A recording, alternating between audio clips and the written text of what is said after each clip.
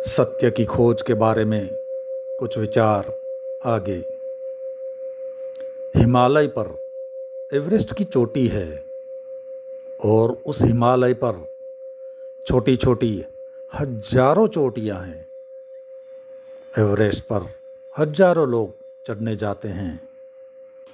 छोटी छोटी चोटियों की कोई फिक्र नहीं करता। उनको चढ़ना बहुत ही सरल है। उनको कोई देखता ही नहीं। लेकिन दुनिया भर से पहाड़ों पर चढ़ने वाले पर्वतारोही गौरी शंकर पर यानी कि एवरेस्ट पर चढ़ना चाहते हैं। 50 सालों में ना मालूम कितने लोग मर गए उसको चढ़ने में। ये देखकर मुझे बहुत हैरानी हुई। मैं ऐसा विचार करने लगा कि छोटी छोटी पहाड़ियाँ हैं, इन पर ये लोग क्यों नहीं चढ़ते। इन पर चढ़ना तो बिल्कुल सरल है। इस पर क्यों चढ़ते हैं जिस पर चढ़ना बहुत ही कठिन है।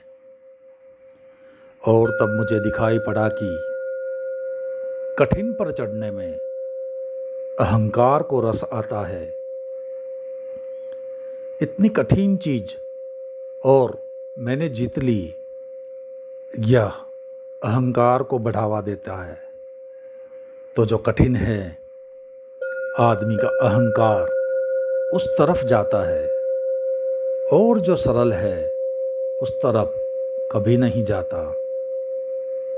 दुनिया को जीतना बहुत कठिन है, इसीलिए हर आदमी दुनिया को जीतना चाहता है। परमात्मा को जीतना बहुत सरल है। अहंकार के लिए कोई चैलेंज वहाँ नहीं है, कोई भी चुनौती वहाँ नहीं है। इसीलिए कोई आदमी उस तरफ आँख नहीं उठाता। कुछ लोग कभी कभी आँख उठाते भी हैं, तो वे तभी आँख उठाते हैं जब कोई परमात्मा की कठिनाई बताने वाला मिल जाए और वह कहे कि जन्म जन्म कोशिश करनी पड़ेगी परमात्मा को पाने की।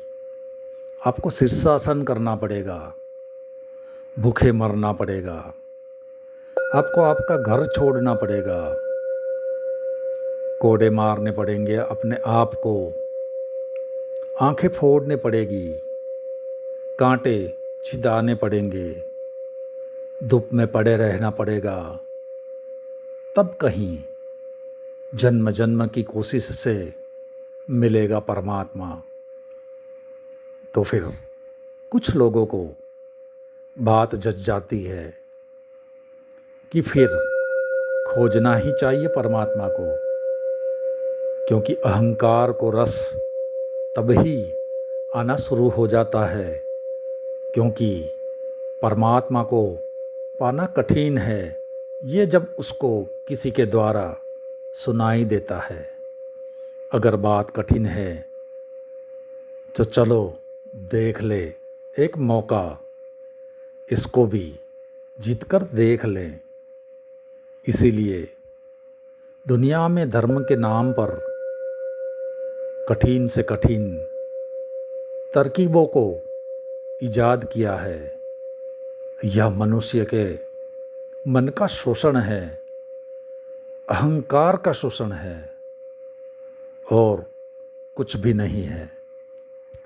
बस आज इतना ही, बाकी अगले अध्याय में।